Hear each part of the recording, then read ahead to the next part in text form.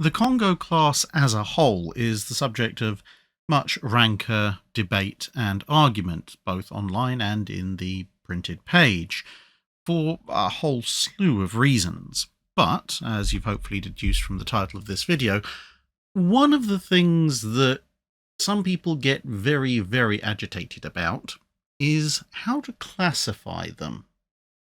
Everyone pretty much acknowledges that the Kongo class were battlecruisers at their original inception, during the First World War and in the early to mid-interwar period.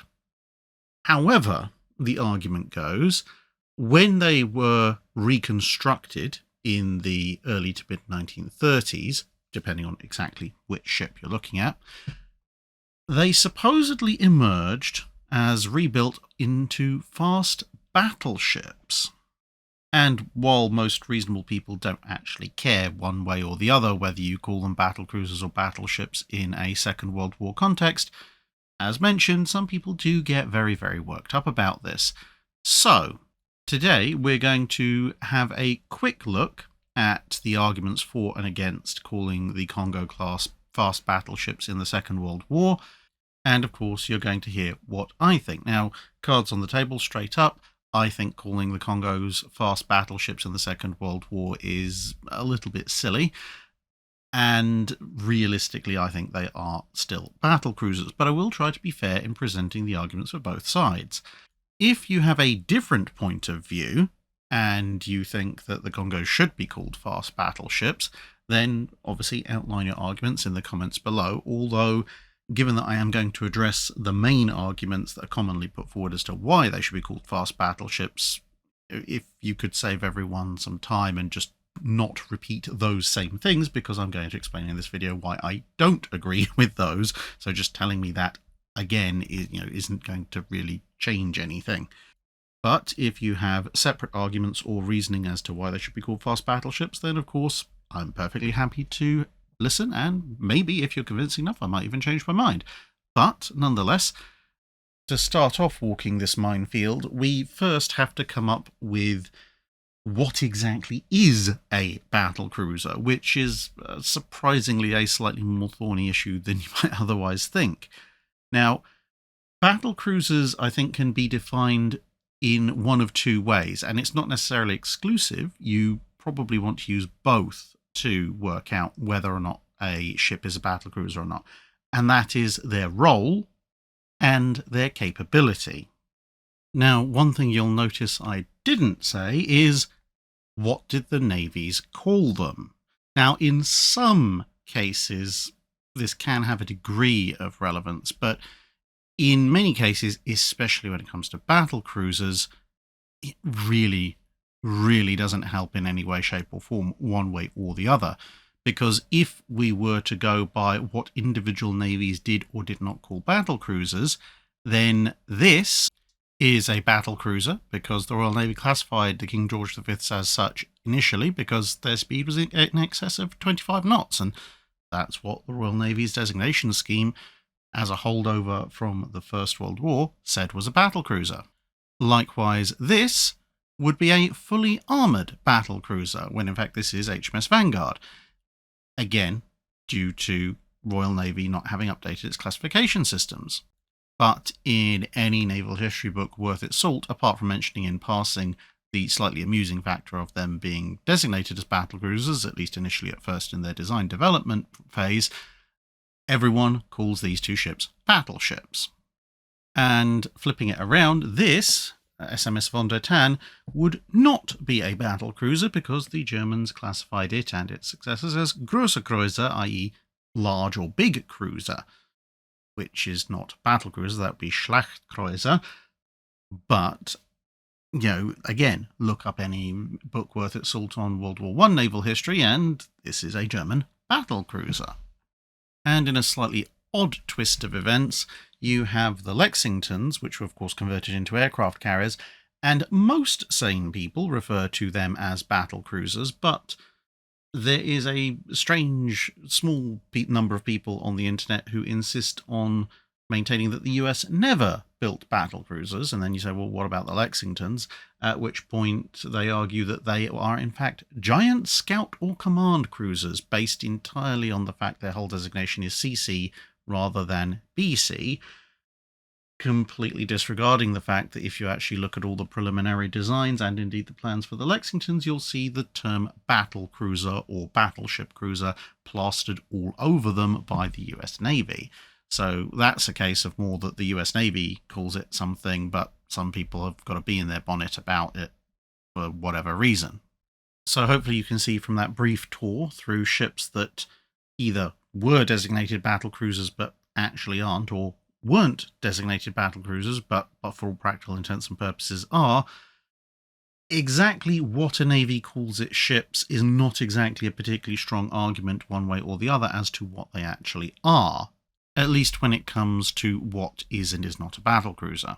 And this, to a certain extent, actually addresses one of the bigger arguments that are put forward by those who would say that the Kongos were rebuilt into fast battleships, and that is that the Imperial Japanese Navy, admittedly, officially at least, did redesignate them as battleships. Originally, they were known as Kongo Gata Junyo Senkan, where Kongo is obviously the name of the ship, Gata class, Junyo Senkan meaning battlecruiser, and as compared to, say, the Nagato's, Nagato Gata Senkan, Nagato class battleship, the Kongos were redesignated from Junyo Senkan to Senkan in the 1930s. But I think, as we've just demonstrated, just because a navy chooses to slap a label on something and say whether it is or isn't a battlecruiser isn't exactly the strongest of arguments. After all, navies can designate or redesignate things to all sorts of fun things. And in particular, we're talking about a navy whose descendants built this thing more recently, called it Kaga, and then expected us all to believe that this is in fact a destroyer, specifically a helicopter-carrying destroyer. Whereas in the past few years the mask has fallen off and they've just stuck F-35s on it and admitted, yeah, actually this is a carrier.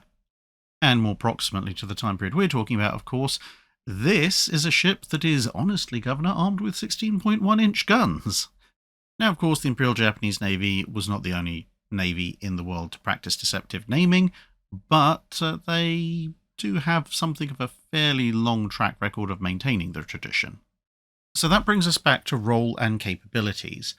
Battlecruisers, at least as initially conceived of, had three main roles in approximately descending order. Their first role was to exterminate enemy cruisers, whether they be protected cruisers or armoured cruisers, on the high seas. This was the mission role of the Invincible class, the first battle cruisers to ever be constructed. Their secondary role, once this had been accomplished, or indeed a primary role if you happened to be the Germans, was to be part of the scouting forces of a fleet. Now, this was actually really just a slight reworking of the primary role, because it still involved killing a bunch of cruisers. The difference being that now you're doing it as part of a structured fleet screen. And this was because in a fleet battle, you had to find out where the enemy was so that you could fight them. And for this, there were squadrons of cruisers which would do the scouting because they were fast, relatively agile, and there were a fair number of them. These could be older protected types, these could be armoured types, or they could be the new light armoured or light type. Light in the context of World War I, not light as in the definition of the London Naval Treaties. And so the thought went, if you could incorporate battle cruisers into your scouting elements, then when the enemy scouting vessels appeared, you would easily destroy them, thus depriving your opponent of the ability to spot your fleet and react to what it was doing, while simultaneously, obviously, granting your fleet the opportunity to scout and report on what the enemy fleet was doing, thus allowing your own fleet to be positioned perfectly in order to defeat the enemy fleet, or in a worst case scenario, run away quickly enough and early enough if the enemy fleet happened to massively outnumber you. And you can see this reflected in the designation of the German battlecruisers in World War I. They were put into the first scouting group. The tertiary role for battlecruisers, at least again according to the original concept, was assisting the battle line. Now, this wasn't a case of, oh, well, we'll just slot them in with the battleships and they will fight it out gun to gun. They were supposed to exercise their higher speed to form a kind of fast division, ideally, therefore, at the head of the battle line, which could serve to cross the T and head off an enemy battleship line and thus gain a significant tactical advantage. Of course, the enemy vanguard should be engaged by your own vanguard battleships, at which point the main selling point of the battlecruiser was it also carried big battleship grade guns, therefore it could hurt enemy battleships, and it was acknowledged that the battlecruiser's lighter armor probably wouldn't stand up to a prolonged pounding by an enemy battleship, hence why they're supposed to engage in the battle line whilst their targets are ideally being engaged by other far more durable ships. And this in some ways mirrored the role that the armoured cruiser was supposed to play in the pre-Dreadnought fleet battle. The Germans, of course, without that primary mission that the British had, therefore bumped this role up to the secondary role, and this in part explains why the German battlecruisers went with heavier armour and lesser firepower as compared to their British counterparts, because the fact that their ships might come under fire was somewhat more prominent in the German fleet's minds, or at least come under fire from battleship guns as opposed to armoured cruiser guns. The job of the battleships, of course, was to stay in the battle line and fight the decisive fleet battle. The main reason that the Germans didn't take the British primary battlecruiser mission into account in their role is because they were the smaller fleet without many overseas possessions, and therefore there was no tactical sense in sending lone German battlecruisers out in an attempt to clear up British armoured and light cruisers on the high seas, because they would eventually be outnumbered and cut off either by general British naval forces or by British battlecruisers. And so, well, if you don't have that mission profile, you don't need to design for it. But that is an artifact of their specific circumstances. So broadly speaking, in terms of role, we could describe the battlecruiser as having an expeditionary role, i.e. a role beyond the main fleet, enacting specific objectives.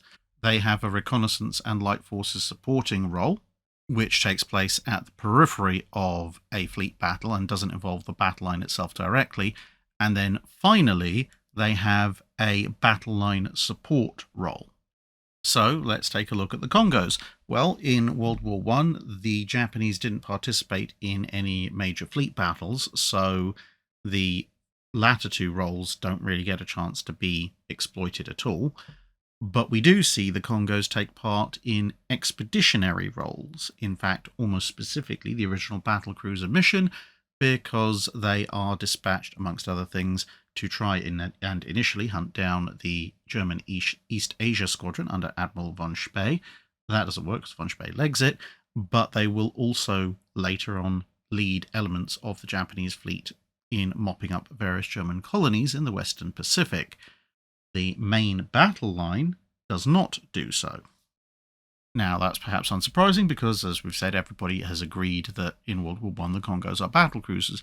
But if we flip forward to the Second World War and we look at how the Kongos are used then, we actually see that for the majority of the war, they're still being used in battlecruiser roles.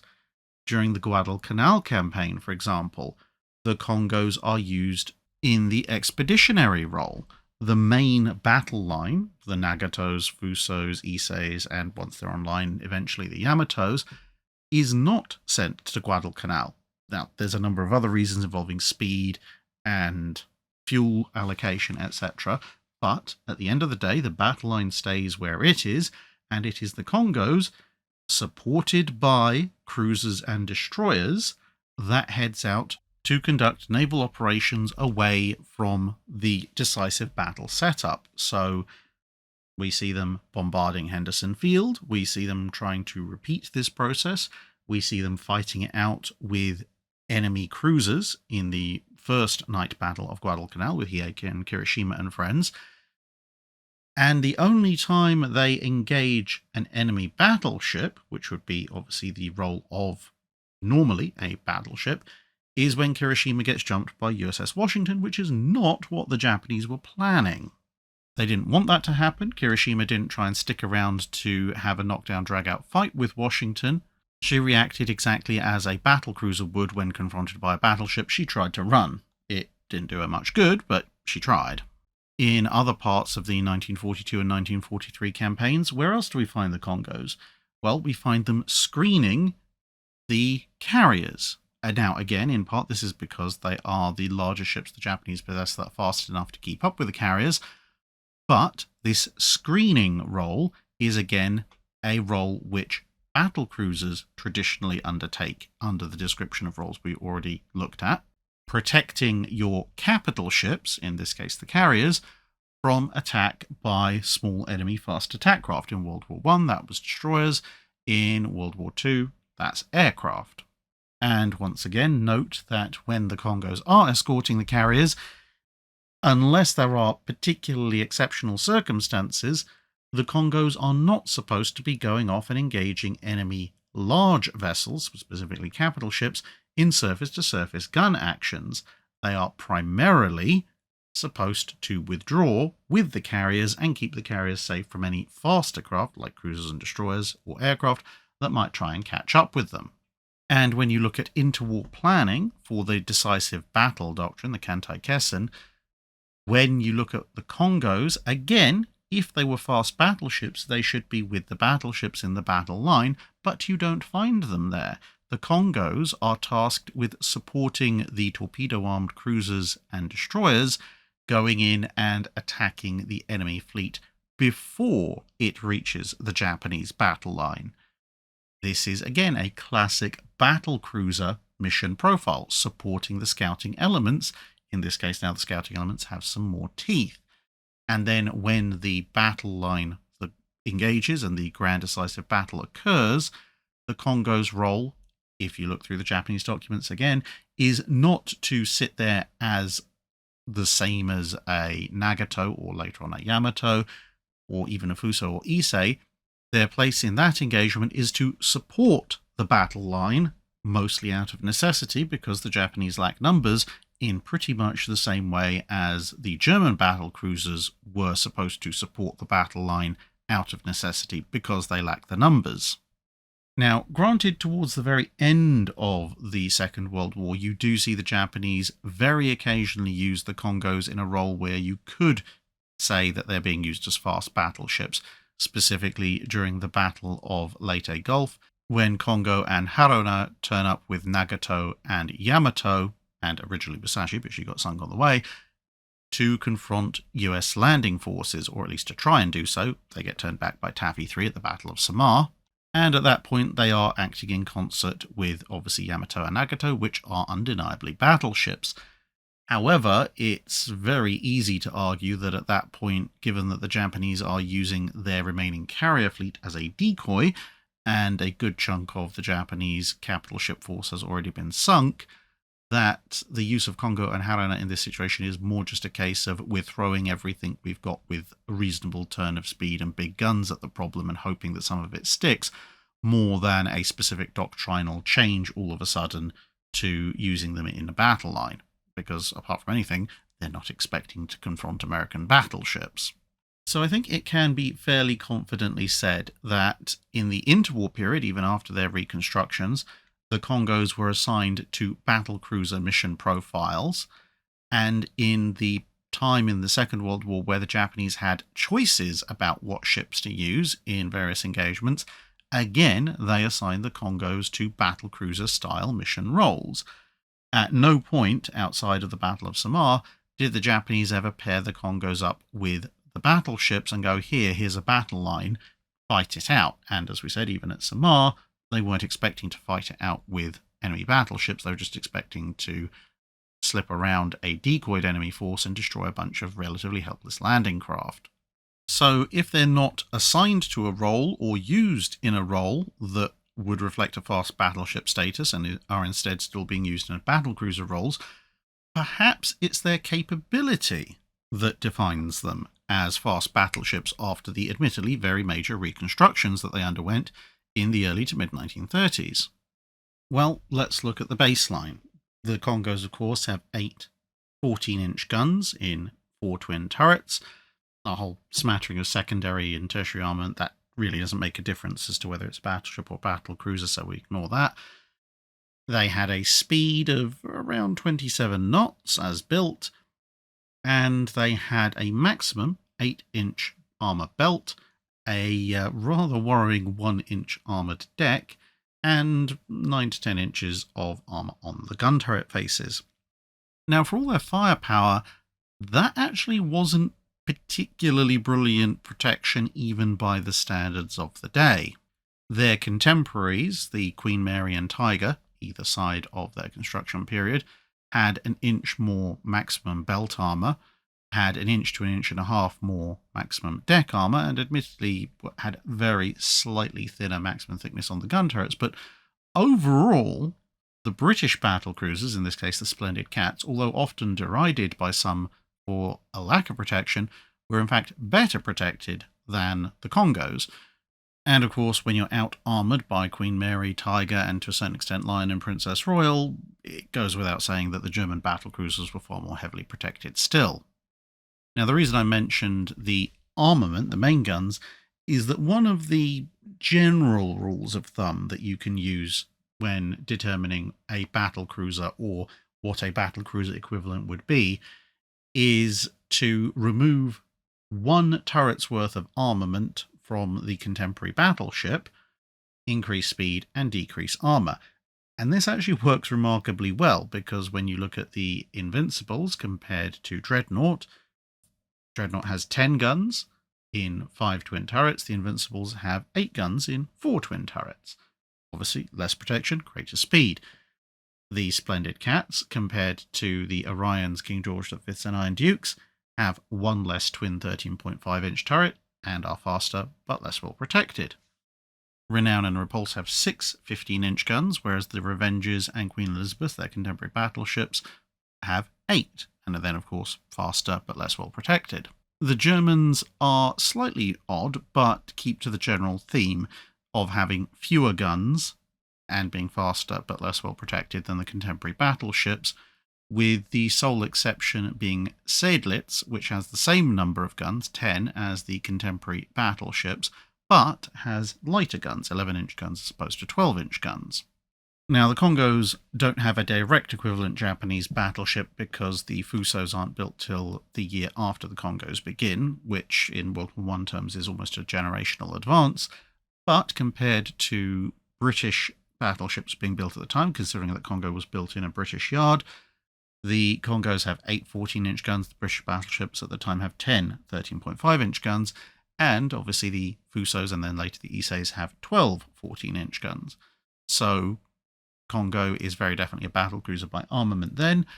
When they get refitted in the 1930s, do they receive additional guns? Because at that point, 12 14-inch guns is quite a common armament in the Pacific, and if you have 8 guns, then they're going to have to be 16-inch guns, as with Nagato and Colorado. Of course, the most modern fast battleships have 9 16-inch guns, and the Yamatos have 18.1s, but we're going to be a little bit generous and ignore those for the purposes of Kongo.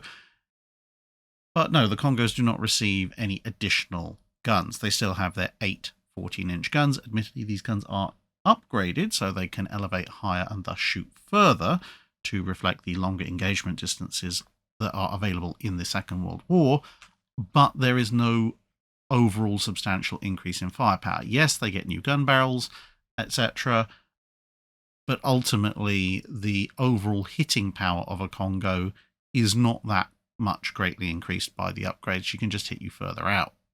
Speed, of course, is increased. They are now capable of over 30 knots, but of course speed is the hallmark of a battlecruiser. Now you could argue, of course, that an increase in speed is also the hallmark of a fast battleship, but the Kongos in their original speed configuration were about as fast as existing fast battleships, so ramping them up to over 30 knots, whilst it does put them in the same ballpark as some of the faster fast battleships like Bismarck, Littorio, and Richelieu, in and of itself, just moving a bit faster doesn't really make an argument one way or the other. So really it comes down to armour. Was the armour of the Kongo class upgraded enough to move it from the Battlecruiser element, where they were protected against cruiser caliber shells and below, to the Battleship element, where it's protected against its own gunfire and ideally the gunfire of those who would oppose it. Well, was that 8-inch belt armor upgraded? Technically yes, but also no. The coverage of the 8-inch armor was increased, but the thickness was not, so the overall thickness of that armor remained at 8 inches. The deck armor, granted, did increase. I mean, 1 inch, there's really not much space to go other than upwards, but the deck armor was increased in various places to a maximum of 4.7 inches in thickness, although down to just over 3 inches in other areas. The barbettes were also given a slight increase in thickness, so the ship was more capable of dealing with longer range engagements than it had been before, although at the shorter ranges where shells would hit the belt, it had no greater protection. This is a fairly marginal increase in overall protection. Essentially, you're just taking it from will pop like a balloon at long distance to actually has a modicum of protection at long distance, and that's really about it. I don't think this is enough to justify calling the Kongos fast battleships, and to back up this point, we're going to compare the Kongos to 3 other ships in shouting distance of their displacement. We're not going to look at Hood because that's unfair, because Hood is massively heavier than she is. But by looking at these other 3 ships, you can see where my argument is coming from. So first off, we'll look at HMS Renown. Now, Renown is a ship that, again, nobody really argues is not a battlecruiser. She was a battlecruiser when she began, much like the Kongos, and she'd undergone a very extensive modification, much like the Kongos, before the outbreak of the Second World War. But everywhere you will find her listed, even in her refitted form, as still a battlecruiser. Now, let's compare her protection to that of Kongo. Main belt on Kongo, as we said, is 8 inches, just a little bit more extended.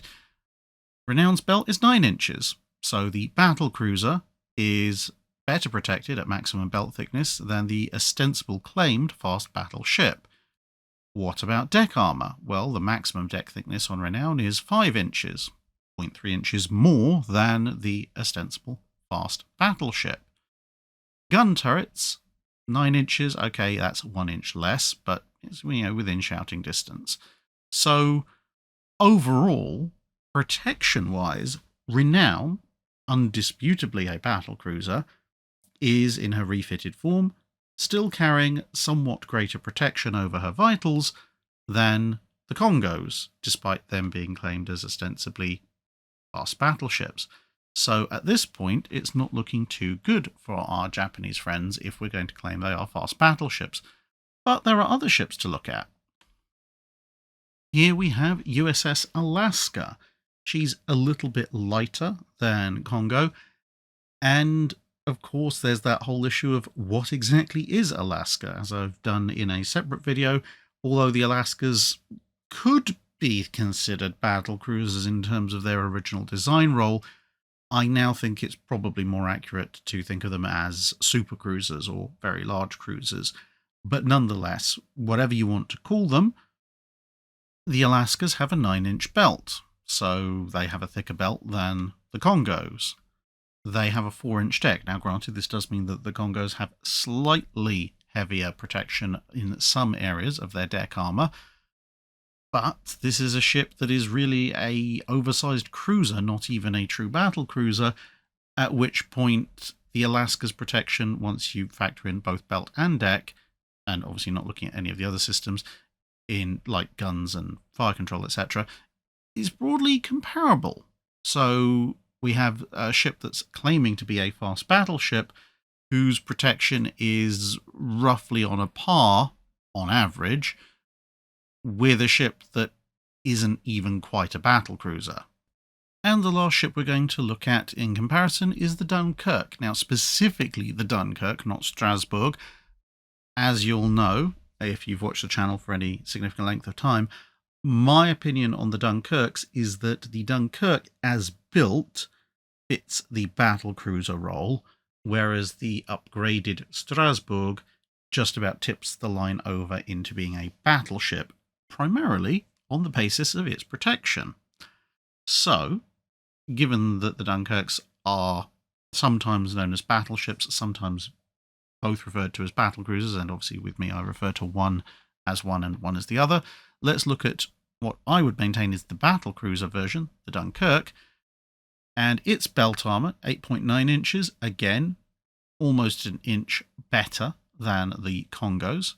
Its deck, 4.5 inches, roughly speaking, within 0.2 of an inch, the same as Kongo's, and of course it's much more uniform, so wider level of protection. The gun turrets, in case you're interested, also have better protection than the Kongo's by several inches. So we have a ship that's definitely a battlecruiser, a ship that's not even a battlecruiser, and a ship that is arguably a battlecruiser. And they all have similar or better protection than the Kongo's in their upgraded state. At which point can you really justify calling the Kongo's a fast battleship on the basis of their protection when everything else that has that level of protection is very clearly labelled battlecruiser? I do not think so. So to sum up, in terms of capability, the refitted Kongos do not have the firepower of a battleship. They do not have the protection of a battleship, and in fact they have the protection and firepower ratio compared to contemporary battleships the same as contemporary battle cruisers or near battle cruisers. Their speed, granted, is now on a par with some fast battleships, but also on a par with battle cruisers. And in terms of their role and their usage, they are planned for a battlecruiser type role, and they are used slightly differently to how they were planned, but still used in a role that is mostly the battlecruiser role. As such, if it walks like a duck, talks like a duck, etc., it probably is a duck. The Kongos are built like battlecruisers. They are used like battlecruisers. And the only justification at that point of calling them fast battleships, to my mind, is that the Japanese decided they were going to call them that, which, as we've covered at the beginning, is not a particularly strong argument to me. So, in my opinion, the Kongos were built as battlecruisers, and they remained as battlecruisers for all intents and purposes. So that's my reasoning anyway. Let us know what you think in the comments below. And do you think the Kongos still somehow should have the classification as fast battleship outside of the fact that they had a label stuck on them? If you do and you have some evidence to support it, obviously then, again, let us know in the comments below. I'd be very interested to read that. For now though, thanks very much, and see you again in another video.